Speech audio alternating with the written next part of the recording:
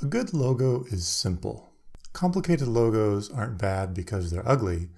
They're bad because they take too much time to understand.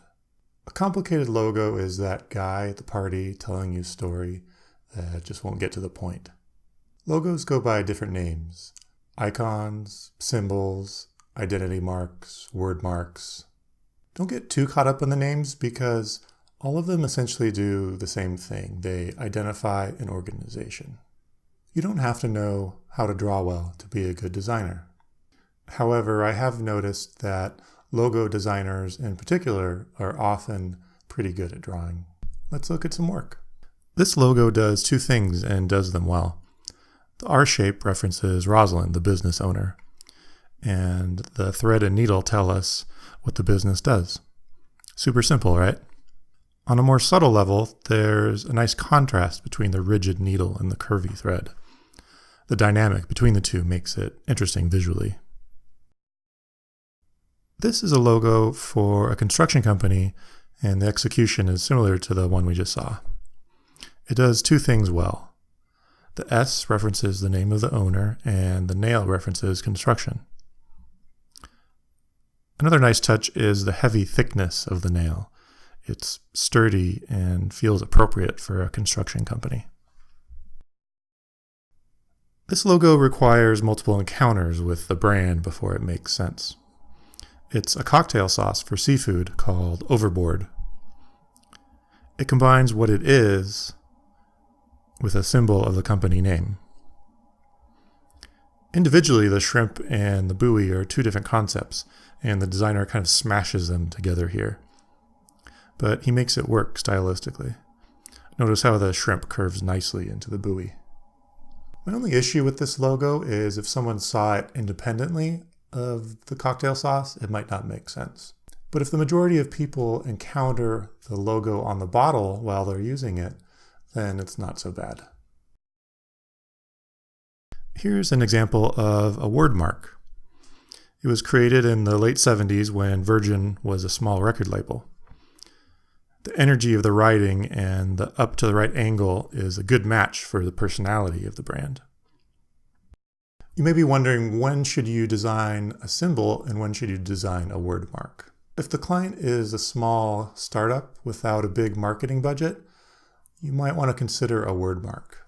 It takes a lot of marketing and advertising dollars to make a symbol like this or this mean something to people. So why doesn't everybody use a word mark? You have a better opportunity to make an emotional imprint on the user if you use a symbol, and people can attach meaning to it. Doesn't this just feel so much bigger than this? Here's another word mark. This is fun. See how the word wrinkle looks wrinkled and the word crease looks crisp? This is a combination mark. It uses both words and icons. Notice how the type is in all caps, which helps with readability. Some other examples of combination marks are Adidas and MasterCard and Taco Bell. A combination mark ensures that people recognize who the company is. Out of everything we've looked at so far, I think this logo communicates the fastest. That's because 75% of this is a dog, so you recognize it right away. And then after the dog is seen, you notice that something is a little bit off, and then the brushes appear. And then right away you see, oh, it's a logo for a groomer. When it clicks, you have an aha moment, as Oprah would say. Here, the thick and thin type is a reference to Ansel Adams' zone system. His zone system was a way of exposing varying amounts of light to different parts of a photo. For people like me who had to research this, the logo works less well. However, if the majority of the audience for the logo are photographers, then it's probably okay.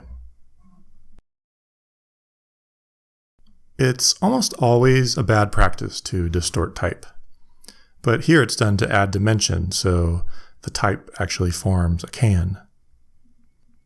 You can imagine if we were looking at the can straight on, the type would look normal.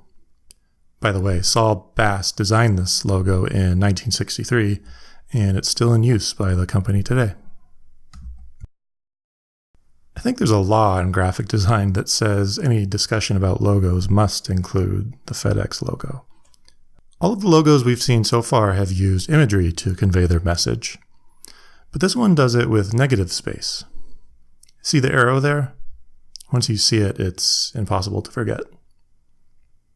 Conceptually, it works because the arrow is pointing forward, and it maps back to what the company does, which is deliver packages.